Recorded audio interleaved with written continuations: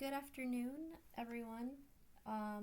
Today is October 7th, 2024, and I'm recording a special episode in memory of, in honor of, in remembrance of all of the martyrs of the last year of genocide against the Palestinians and Lebanese. And I wanted to do this episode today with a special focus, obviously, on Israeli crimes. It's something I have touched on in other videos I've made and in other voice chats I've done. It has come up in passing, but I would like to take special focus on this today in honor of this anniversary, and to do some small part in bringing attention and recognition to the crimes against humanity that Israel has been committing for decades now. Obviously, none of this started on October 7th, 2023. October 7th, 2023 was merely a response to over 76 years of genocide, displacement, ethnic cleansing, land theft, and colonial occupation of Palestine, as well as Lebanon. Lebanon has experienced several invasions over the course of history, which of course happened prior to the creation of Hezbollah in Lebanon, and obviously Hamas also was a response to Israeli crimes. So all that being said, the woman you're seeing on my screen right now is Razan al-Najjar. She was a nurse in Palestine who was murdered by the Israelis. And I'd like to begin this episode by reading some excerpts and paraphrasing something. So I'll just start with that.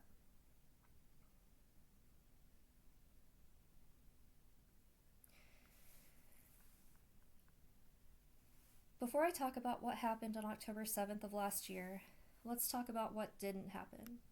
In the first place, October 7th wasn't a terrorist attack. Israeli Prime Minister Benjamin Netanyahu is fond of comparing October 7th to 9/11. In fact, he likes to say that October 7th is the equivalent of 20 9/11s.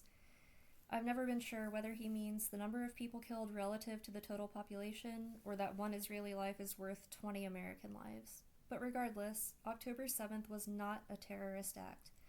That is to say, an indiscriminate mass attack meant to kill as many civilians as possible. 40 babies weren't, in fact, beheaded by Hamas. In fact, only 2 infants died on October 7th, and it seems both of these were killed by Israel under its so-called Hannibal Doctrine. Now, I'm going to pause in reading this a few times for any listeners who aren't familiar with some of these terms.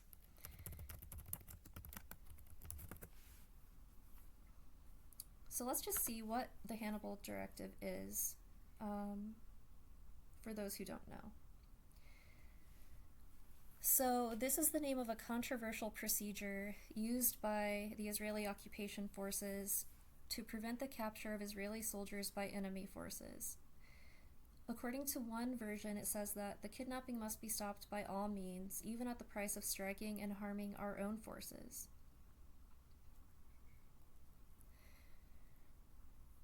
So the full text of the directive was never published until 2003, and until 2003, Israeli military censorship forbade any discussion of the subject in the press.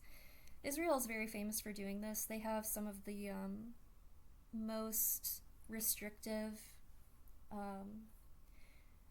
rules regarding what can be published by their press. They often try to keep a lot of this stuff out of, public consciousness. So essentially, it's a doctrine saying that they would rather kill their own people than let them be captured, or if they've been captured, they'll kill them along with, the enemy. So that's what this is referring to. A lot of the Israelis who were killed on October 7th, 2023 were actually killed by Israel. So that's the point of this. Okay. There were also no mass rapes. In fact, there were no rapes at all. This lie has been debunked over and over again, so often that the New York Times actually had to issue a rare retraction, but it continues to be repeated. October 7th was, strictly speaking, a raid, to use military terminology.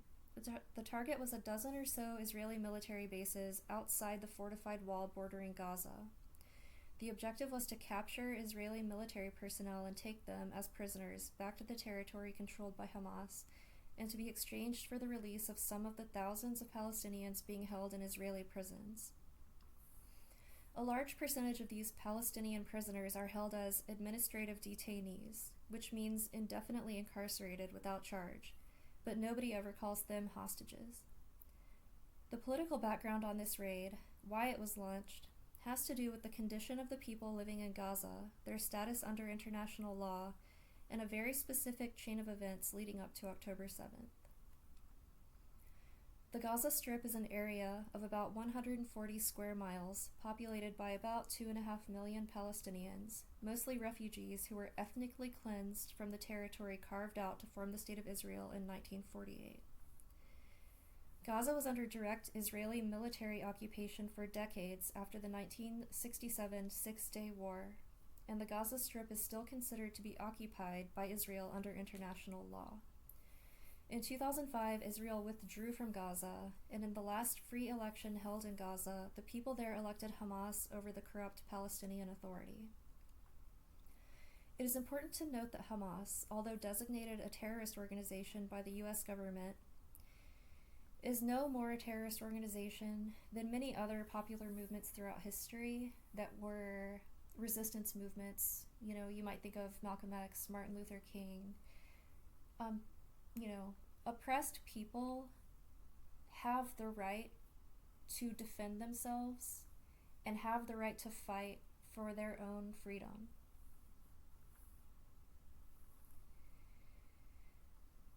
When Hamas was elected, another important point, so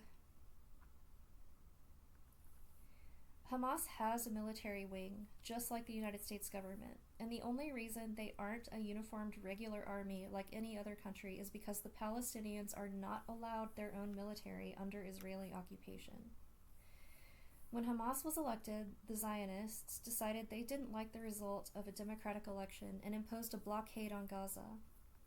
This blockade has strangled Gaza for nearly 20 years, with Israel completely controlling the free movement of people, food, clothing, and medicine in and out of their territory. This is the real reason for October 7th. The Palestinians there have been subjected by Israel to 2 decades of crushing collective punishment, and after the Abraham Accords normalized relations between Israel and some of its Arab neighbors, the fate of the Palestinians in Gaza appeared to be sealed. Their last peaceful spasm of protest was at the border during 2018 to 2019, when thousands of Palestinian men, women, and children non-violently demonstrated outside the walls surrounding Gaza in what was called the March of Return. These protests went on for 18 months, but the world turned a blind eye as Israel not only completely ignored their pleas, but slowly and methodically subjected the protesters to terror and murder. 223 protesters were killed by Israel, including 46 children, and over 9,000 wounded in these peaceful, nonviolent protests. Israeli snipers even made a game out of shooting Palestinians in the knees, crippling them for life. One Israeli sniper bragged that he broke the standing record for knee shots in a single day, scoring 42 hits. Those clearly marked as journalists and medical personnel were singled out for assassination in flagrant defiance of all principles of humanity and international law. I will never forget when in June 2018, a beautiful young Palestinian nurse named Razan al-Najjar, who is known for courageously evacuating the wounded under live fire, was deliberately and fatally shot in the chest by an IOF sniper. She became a symbol for all the innocent lives lost during this time. Perhaps these nonviolent protests, inspired by the example of Gandhi and others who used peaceful protests during the decolonization struggles of the mid-20th century, failed because in the past those protests were supported by Jewish-dominated mass media, and that support was conspicuously lacking in this case. In any event, it was the complete failure of these 18-month-long nonviolent protests to get any attention from the world or move the needle 1 inch in terms of Israel loosening its brutal blockade, which directly led to October 7th. Hamas military leaders made the calculation that if Israel could not be moved by appeals to compassion or mercy, they would certainly respond to the need to free Palestinian prisoners in exchange for Israelis, as they had done in 2011, when Israel traded 1,026 Palestinian prisoners for the release of one captured IOF soldier. So that was the military objective of the raid on Israel on October 7th of last year. The operation stunned Israel, which had become used to tormenting the Palestinians in Gaza like a caged animal, without any fear of retaliation or consequences. It absolutely smashed the myth of Israeli military invincibility and shattered the idea that Israel's spy and security apparatus was so sophisticated that it could anticipate any threat. Israel was blindsided by the attack and humbled before the world. What has unfolded since then in Gaza has been by far the worst genocide of the 21st century. Israel responded with an unprecedented campaign of mass bombing and terror against the people of Gaza, which shocked the world.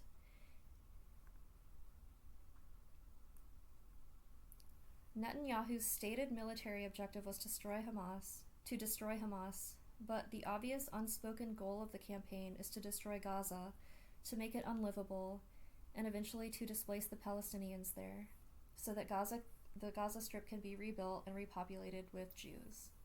There's actually already, I'm pausing from reading this again, because I want to point out that this is not just conjecture. This is the stated goal. And if you look at maps of Palestine historically to now and see the level of expansion and illegal settlements that Israel has built over time, you'll see what I'm saying. And in fact, I'll pull this up in a second too. So here's what I'm referring to. You can see here, and this is, this is Gaza. This is called the Gaza Strip. This is Palestine. This is Palestine. Yes, Palestine existed. Yes, it was populated with native people, the Palestinians. Here is when it was distributed or carved up to allow Jewish settlement in 1947. And here we have what Palestine looked like in 1967 with the West Bank and Gaza. And you see how it continues to shrink, and that's really the goal. The ultimate goal is that all of this will be the so-called, state of Israel, the illegitimate settler colonialist state called Israel, the terrorist state. They want to completely ethnically cleanse all of the people of Palestine, and they're moving on to Lebanon next. There is something called the Greater Israel Project, and they don't want to just stop with Palestine or even part of Lebanon. Ultimately, this is what they want. They want all of this land, part of Egypt, all of Lebanon, all of Palestine, part of Iraq, part of Saudi Arabia, part of Syria, Jordan. This is the goal. This is the plan. This is what they want. This is what they're doing. It's not self-defense against, so-called terrorists. It is a colonial project, an expansionist project. And that involves ethnically cleansing the lands of the native inhabitants of those lands. So just to be very clear on that, and I also want to just prove this even further by showing this clip.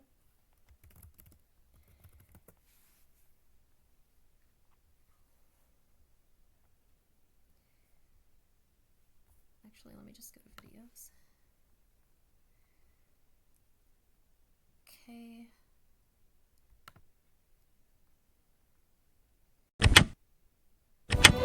That same night, while Gaza is relentlessly being erased, they took a boat with the first families, ready to occupy the land of those who are being killed and starved to death.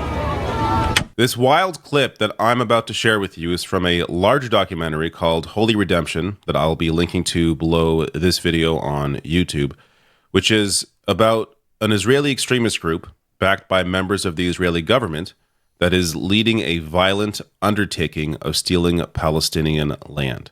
So it interviews both the extremists as well as Israeli human rights lawyers that are attempting to fight back against this, yet shows how the Israeli government essentially turns a blind eye as these extremist groups encroach on more and more land with settlements and outposts. So the clip here that I'm about to share is from members of this group as well as others going on a boat to view destroyed Gaza as an attempt to essentially look at what they view as their future land opportunity.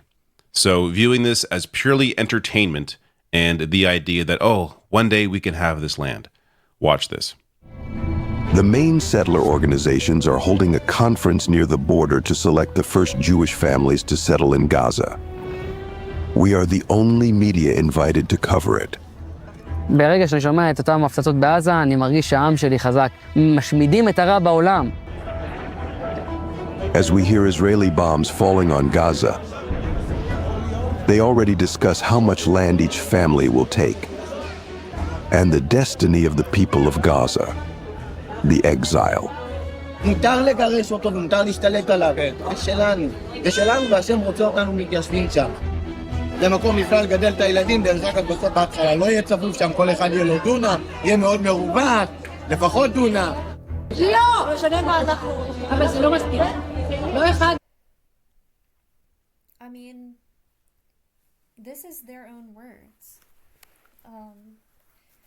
I don't know how more clearly it can be to people of conscience in the world that this is a genocide, an ethnic cleansing, and a land grab for a colonial expansionist project. זה לא שתיים חדשים. כל אחד מכם. מי זה טוב? זה אומר שנותנים לו לישון בשקט. אתה לא תישון בשקט. אני לא אתן לך לתכנן את עזה. This is terrorism. This is terrorism. All of their accusations are admissions. אז זה שלנו.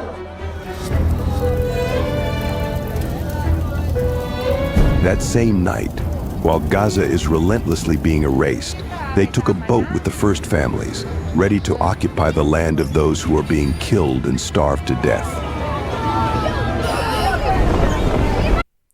And that is not an exaggeration. Maybe later I'll pull up some clips. They intentionally block the distribution of aid, food, water. They bomb reservoirs. We'll get to all that later.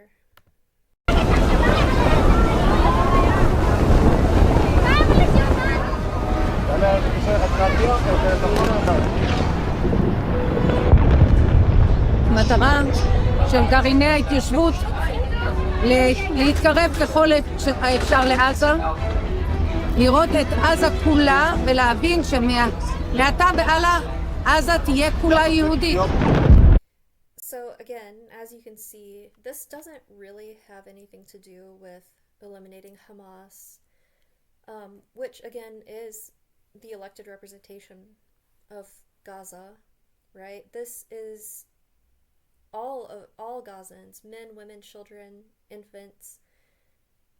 This is the elimination of the native people who live on that land and have lived on that land for centuries, for millennia, so that these people can move in and take over that land.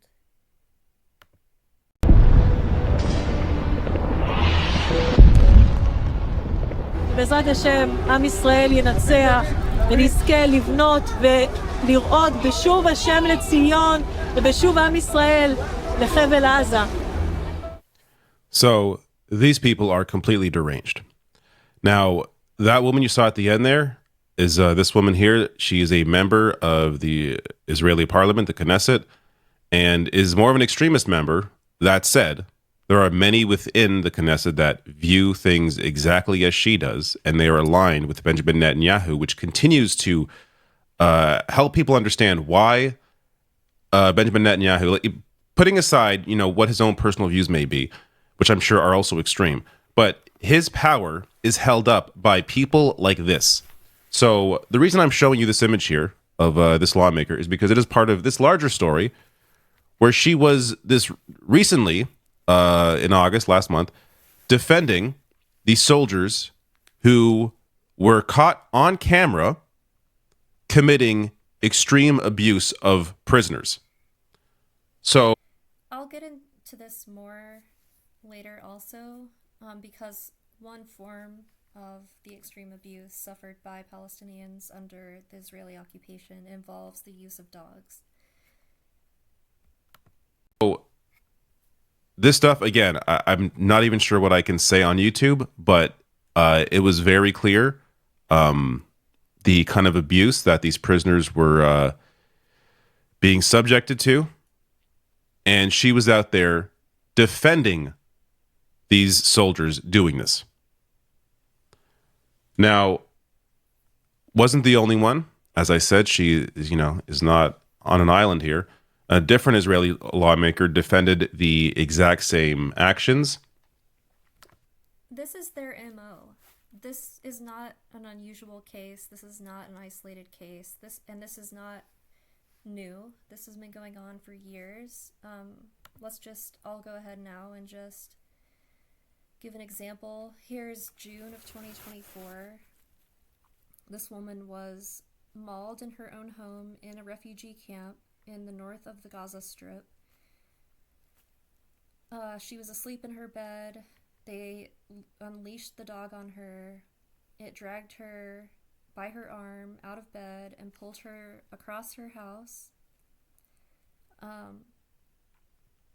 She said, "I refuse to be forced out of my house, nor will I abandon my home, so the Israelis set a dog on me."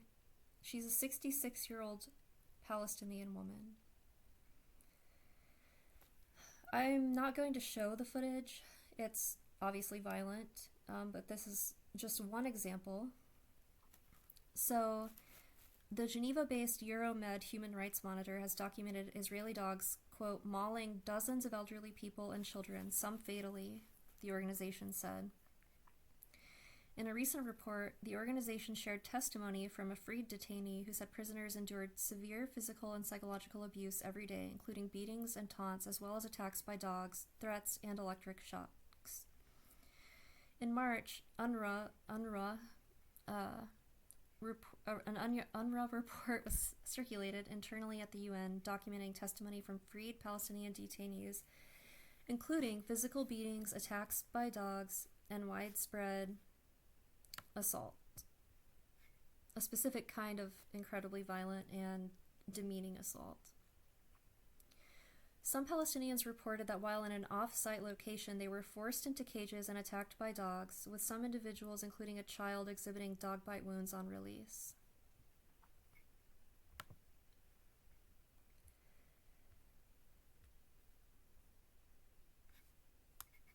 Again, this is one of the ways that dogs are used, one of the examples of the ways in which dogs are used to terrorize an already oppressed group of people. They're a weapon, they're a tool, an indiscriminate killing tool.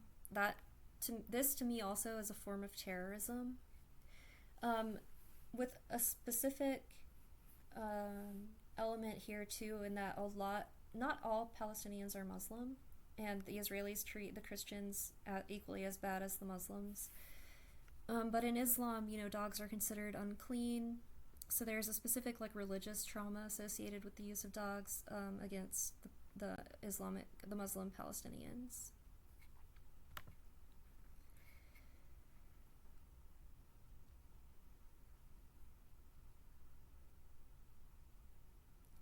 This isn't just in Gaza. This goes on in the West Bank as well.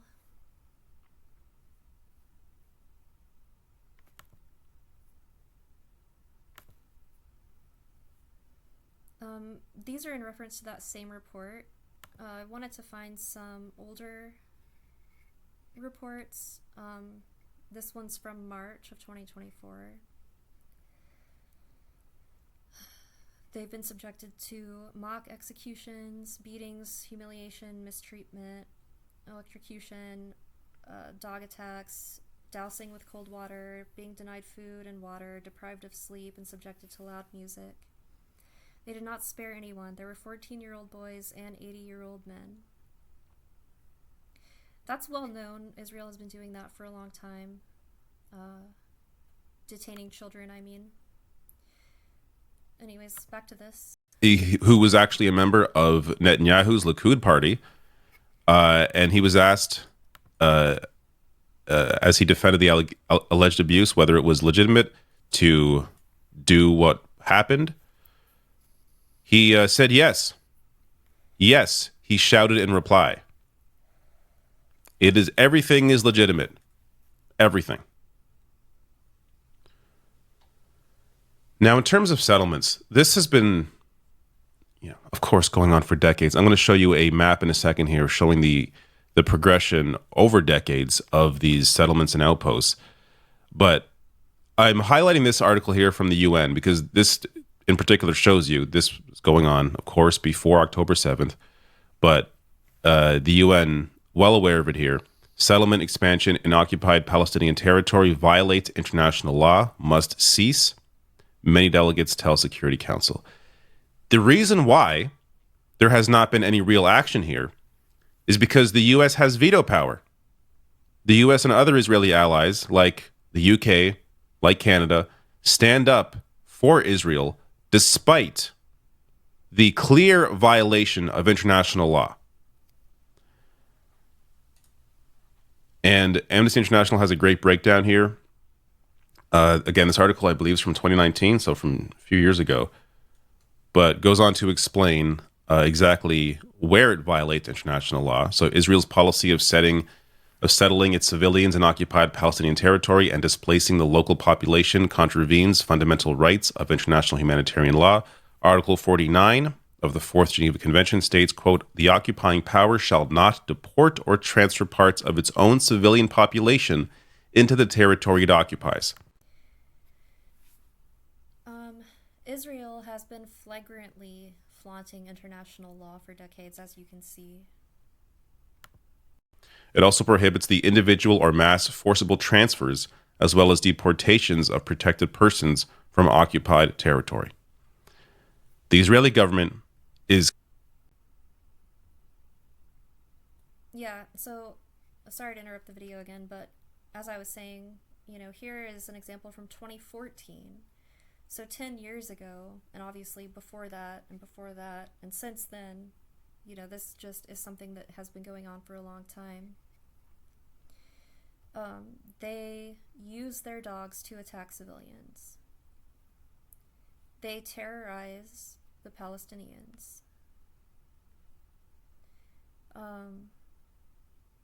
2 months ago, on 20 October 2014, a similar incident was documented in which dogs were set on a young Palestinian man opposite the illegal settlements, SSA. This comes after similar incidents in which dogs were used to attack Palestinian demonstrators or an arrest of Palestinian laborers who entered into Israel without permits. These people were pushed out of their own land and not allowed to enter it, basically, is the situation they've been living in for close to 80 years. The use of dogs is dangerous and results in serious harm to unarmed persons. Setting attack dogs on civilians is a horrifying act that is legally and morally reprehensible. So, I can't say it better than that. We talk a lot about,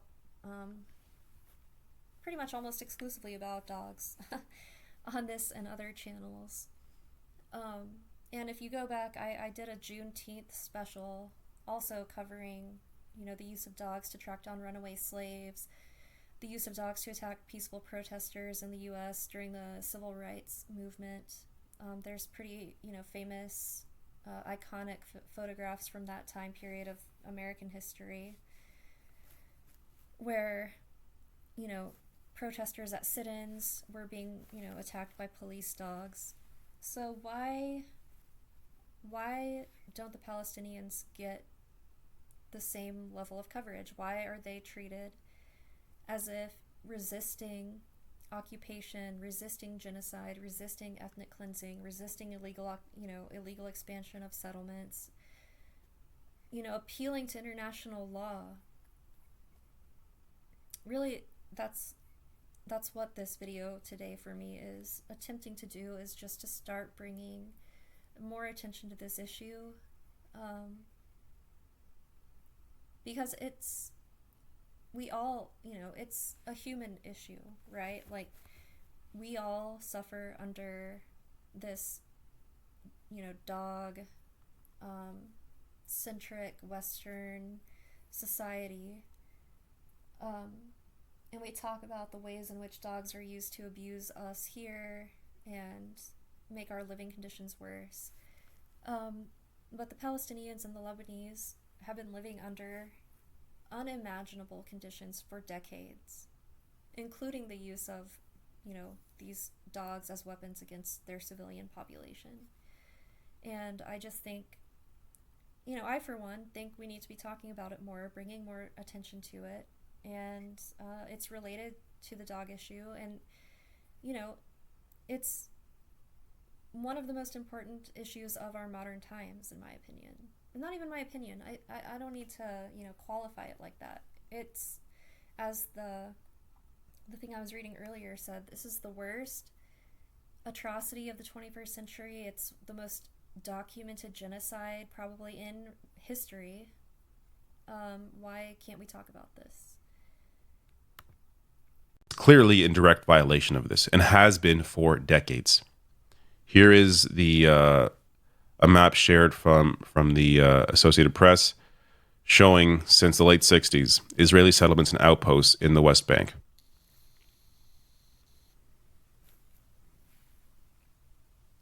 And again, just in case you don't know, these are illegal settlements, okay? This is the West Bank. This is supposed to be the part of Palestine that was, so graciously given to the Palestinian people when the rest of Palestine was stolen from them. So even the areas that they were supposed to not settle in, they've been settling in for decades. I say settling, it's not settling, it's violent and aggressive ethnic cleansing and expansionism. It's colonialism. It gives you a clear indication of what the Israeli government has been able to get away with because of its alignment with largely the U.S., but also as well, of course, the U.K. and Canada here play a role as well, as do other allies of Israel. But those are the major players. It continues to be incredibly frustrating to see the level of destruction, the blatant violation of international law, but of course, beyond that, the ongoing mass atrocities, the mass death at the hands of the Israeli government, be it through their direct actions, through the IDF, or also through, as this documentary dictate or showcases, the complete allowing these extremist groups to commit these sorts of acts. And I want to pause again here because the creation of the State of Israel itself from day one is an extreme thing. It's always been an extremist group. Any calls for, or any claim that there was some moderate or peaceful view of this from the beginning is just an outright lie and falsehood. It's always been extremist. This is what it's always been. Of course, there's been attempts to hide that from the public. It's becoming increasingly more difficult to keep that kind of under wraps now. Okay, I'm gonna go back to reading the thing I was reading originally at the beginning. So right now, the official death toll in Gaza stands at about 42,000 people. For those keeping track, that's the equivalent of 1,735 9/11s, about 2% of Gaza's pre-war population. The actual number is surely higher, as the bodies of thousands of people are still buried in the rubble, their deaths unrecorded by the Gazan Health Ministry. The majority of those killed are women and kids. Last weekend, the ministry released a list of confirmed names and ages of about 34,000 killed. The list is 649 pages long, and the first 14 pages are babies. On October 17th last year, the Al-Ahli Arab Hospital in northern Gaza, founded in 1882 and the only Christian hospital in Gaza, was hit by a massive explosion which killed almost 500 people. This was a huge controversy at the time, but Israel claimed it was hit by Hamas, or an Islamic Jihad rocket which had misfired. This explanation was accepted blithely by the Biden administration and the so-called West. But by February of this year, it was reported that, quote, every hospital in Gaza is either damaged, destroyed, or out of service due to lack of fuel. According to the World Health Organization, as of this past June, Israel has attacked 464 healthcare facilities, killed 727 healthcare workers, injured 933 more, and damaged or destroyed 113 ambulances. One of the most recent examples of Israel's targeting of aid workers was the precision killing of 7 people from the World Central Kitchen, most of them Europeans. Their cars were clearly marked. They informed Israel of their route and coordinates, but their vehicles were nonetheless hit repeatedly in broad daylight until all of them were killed. The atrocities and war crimes committed by Israel since October 7th beggar the imagination. Israel recklessly used a simple AI program to generate lists for airstrikes on the homes of supposed Hamas officials and their families. They routinely target journalists and have killed at least 134 documenting the Gaza massacre, one of the highest numbers of journalists killed in any war zone on record. By January, around 1.9 million people, 9 in 10 Gazans, were displaced at least once, including about 45,000 pregnant women.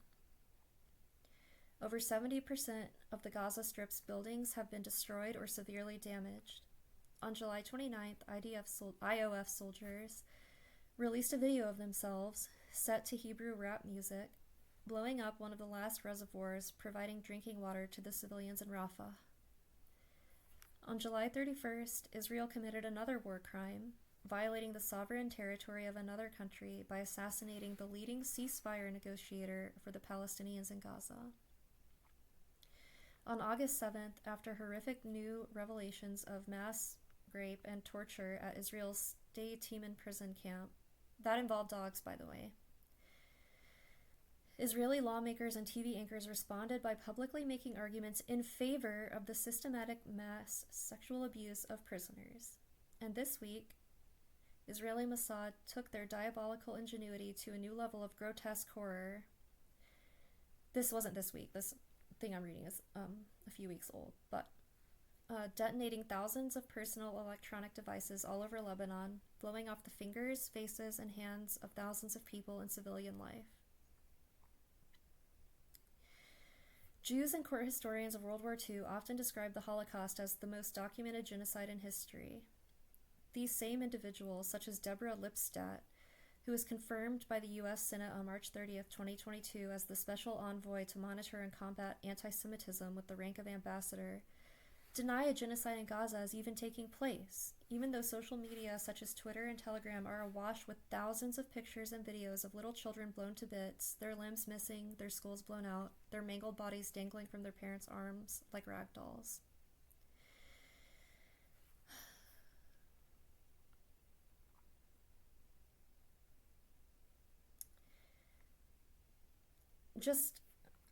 I'm just pausing because I've seen a lot of this. I've been following this for a year.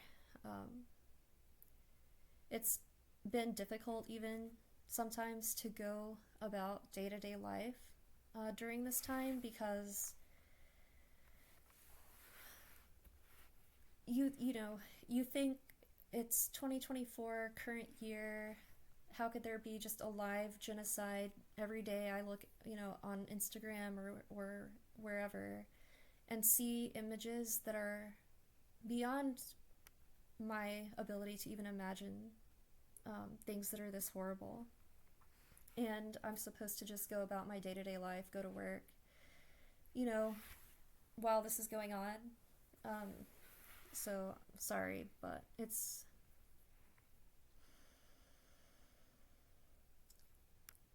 Gaza is certainly the most documented genocide in all of human history, but the position of these Zionists is that calling Gaza a genocide amounts to anti-Semitism and that we need laws banning it. No joke. The US government is working to adopt the IHRA so-called working definition of anti-Semitism, which includes anti-Zionism as part of American civil rights law, meaning that anyone who expresses or allows anti-Zionism to be expressed in schools or workplaces could be sued or criminally penalized by the Justice Department for a violation of Title VI of the Civil Rights Act. Israel is a rogue state, flagrantly committing genocide and war crimes as a matter of course. They've been able to get away with this because they enjoy the total blanket protection of the United States and some European puppet regimes. Carl Schmitt wrote that the exception to the rule is the ultimate test of political power and reveals in whom that power is vested. The exception reveals who is truly sovereign in a given state. We talk about this a lot with the dog question.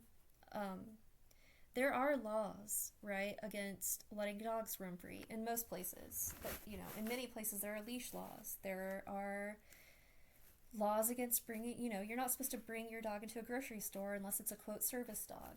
We know that dog nutters are allowed to flagrantly violate those laws. They're the exception in that case. So I just find this, you know, relevant because it parallels a lot of the things we normally discuss involving dogs. And Israel is often compared to a rabid dog in that it relentlessly, aggressively, violently kills any man, woman, and child it can, much like a rabid dog.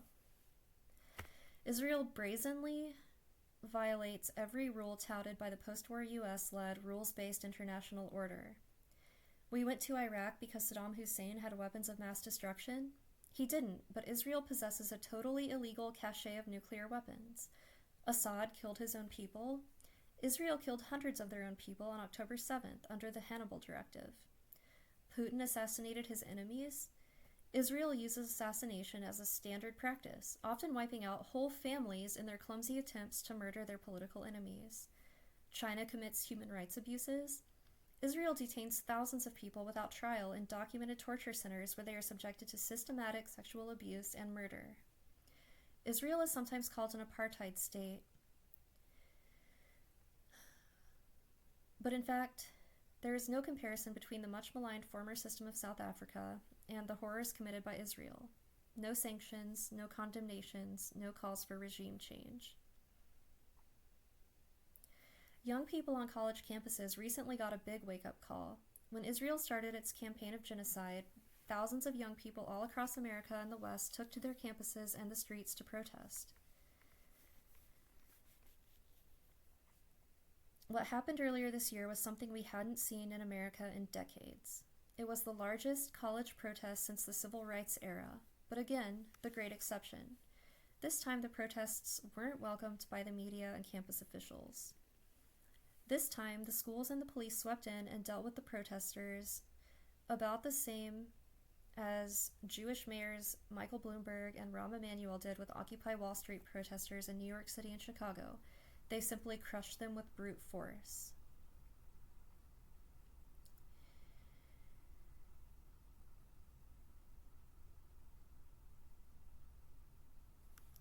Something else that's been happening since the genocide began is that Zionists on both sides have been engaged in systematic gatekeeping and polluting of narratives.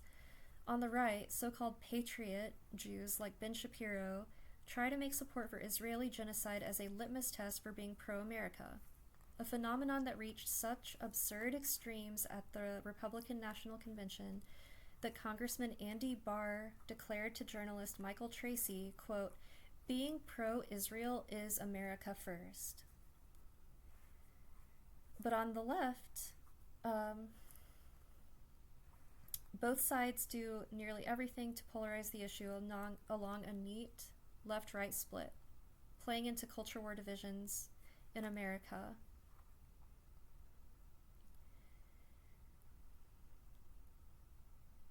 But even with all these lies, obfuscations, denials, victim blaming, and intelligence ops, Israel has lost the battle of public opinion.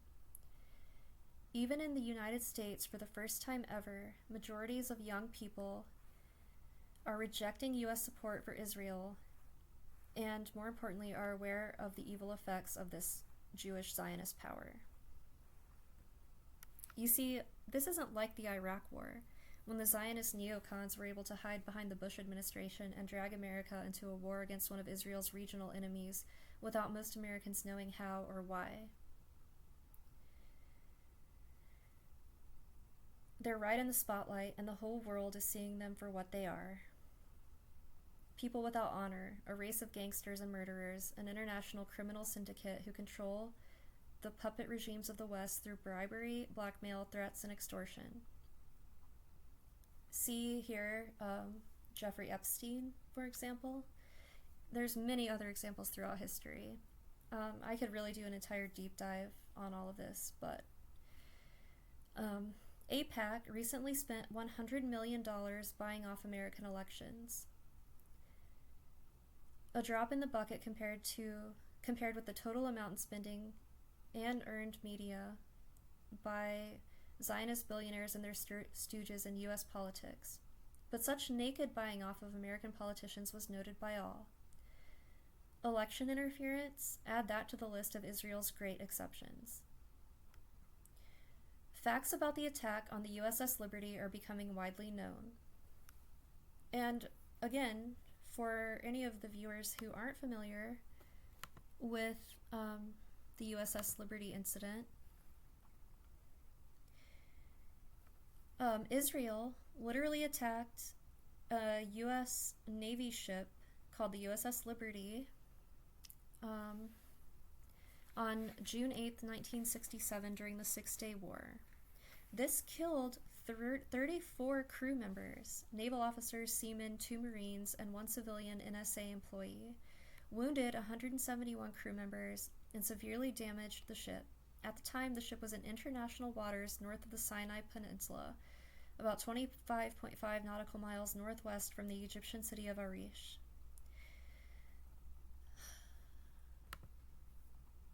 This incident has been covered up and lied about for years since it happened.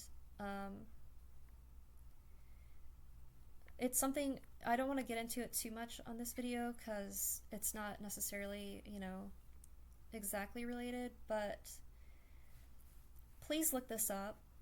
Look at what the veterans who survived that attack say. Israel claims now that Israel claims that it was an accident. They didn't know it was a U.S. ship. That's fake. That's a lie. They don't care. They attacked it on purpose.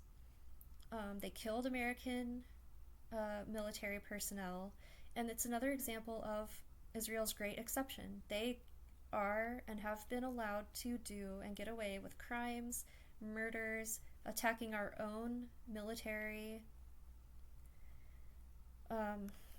Anyways, so just look that up and read about it. There's documentaries. I think I've even read that the veterans, these USS Liberty veterans are often not even allowed to attend like Veterans Day parades. That's how much they try to keep this incident, under wraps.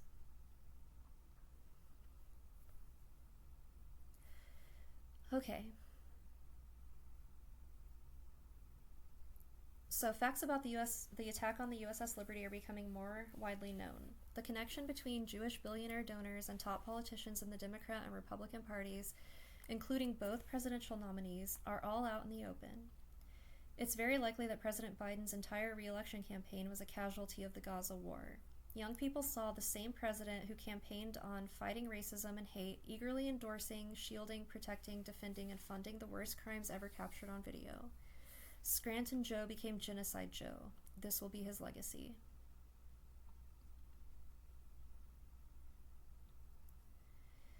U.S. military priorities, which were supposedly focused on Putin first and China second, have shifted strategically in a way that also exposes the great exception to the world. Zelensky, formerly the darling of Washington's ruling elite, was left high and dry with a munitions shortage against Russia as the U.S. redirected everything to Israel so Netanyahu could keep pounding high-rises and civilian infrastructure. In the last few months, the U.S. redirected so much support to shield Israel from possible retaliation for its terrorist attacks on its neighbors that the South China Sea was actually left without a U.S. Navy aircraft carrier crew. Both the USS Theodore Roosevelt and the USS Abraham Lincoln were moved to the Middle East. Apparently protecting Taiwan is not as important as making sure Netanyahu can keep dismembering babies. And speaking of Netanyahu, did any of you see his recent address to the joint session of Congress? After seeing that, I realized Zog, which is Zionist-occupied government, isn't an epithet, it's a descriptive term. The worst war criminal of the 21st century got such an overwhelmingly gushing response from the bought and paid for representatives of the regime, it was almost cartoonish. Nearly 5 minutes of rapturous applause as he entered, almost 50 standing ovations in the course of his speech. I cannot overemphasize how this kind of spectacle has undermined U.S. soft power and moral credibility in the world.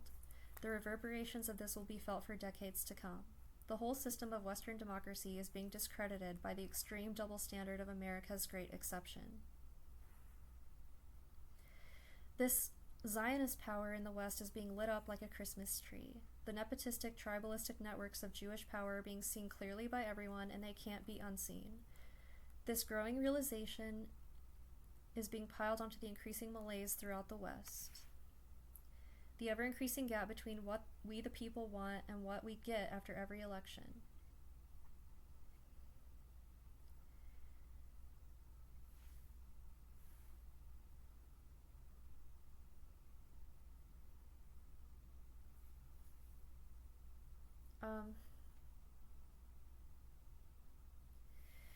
I'll stop there.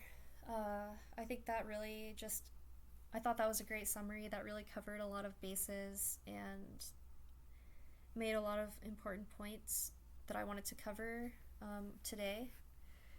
So,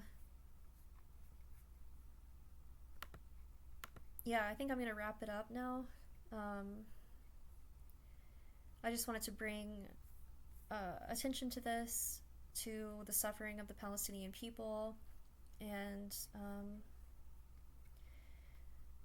I think I'd like to end by saying that from the river to the sea, Palestine will be free.